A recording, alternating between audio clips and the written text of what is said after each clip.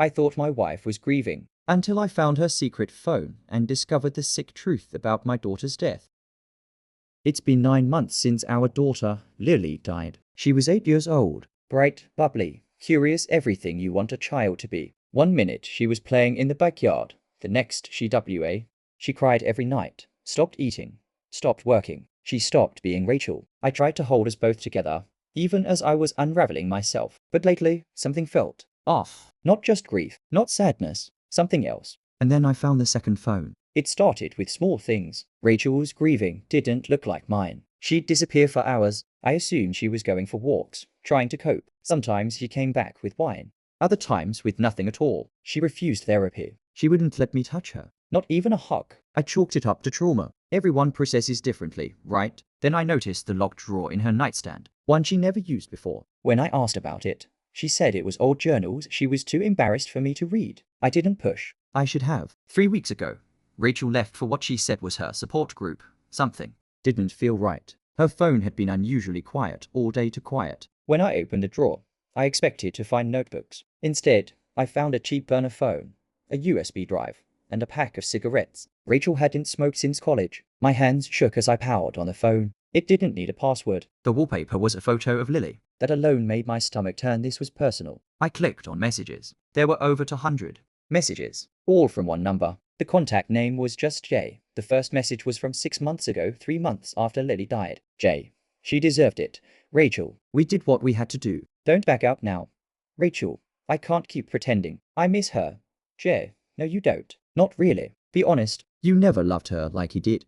Rachel. Stop. Please stop. Jay. Then delete these messages. But you won't. I kept reading, horrified. Who was this man? Why did he say, we did what we had to do? What did they do? I tried to rationalize. Maybe it was some kind of sick roleplay, some twisted grief outlet. But the messages continued, and they got worse. Jay. She was in the way, Rachel. You said it 100 times. You were jealous, Rachel.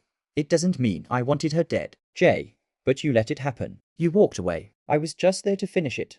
Finish what? The USB drive had only one file, a video, titled Lily Pond Final, MP4.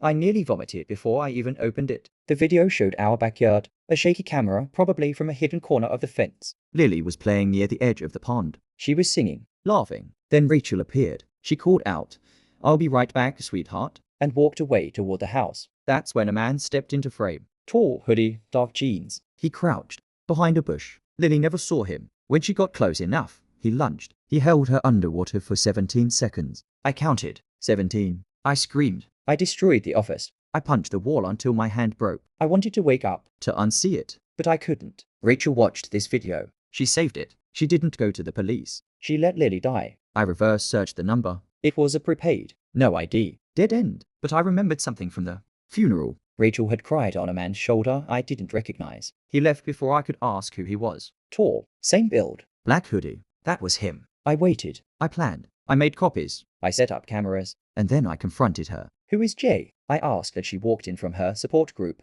She froze. What? I found the phone. I saw the messages. I watched the video. Silence. Then she sat. Her face was unreadable. No tears. Just calm.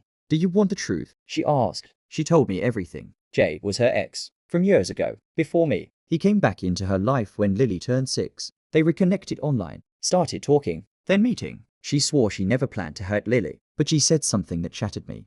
I didn't think I could love a child that wasn't really mine.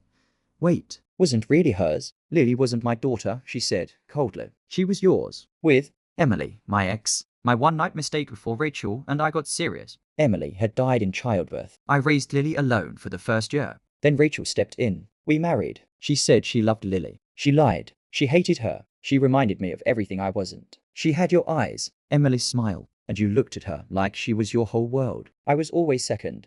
So you killed her. I screamed. No, she whispered. He did. I just walked away. That was her defense. I took everything to the police. Every message. The USB. I showed them everything. Rachel was arrested. So was Jay, whose real name is Jason Collier Drifter, with a record of violence and stalking. They're both awaiting trial. Rachel is facing second-degree murder and conspiracy charges. Jason is being charged with first-degree murder. People don't believe me when I say I had no idea that I lived with a monster for nearly a decade and never saw it. But evil hides in plain sight. It wears makeup. It smiles. It sleeps next to you and says, I love you. If I hadn't found that drawer, if I hadn't opened that phone, I might still believe Lily's death was an accident. I visit Lily's grave every Sunday. I bring her the same flower she loved when she was alive, yellow tulips. Sometimes I talk to her, other times I just sit. The silence is louder now, because I don't just mourn her, I mourn the version of my life I thought I had. And I pray that when I finally close my eyes, she's the one waiting for me, not Rachel.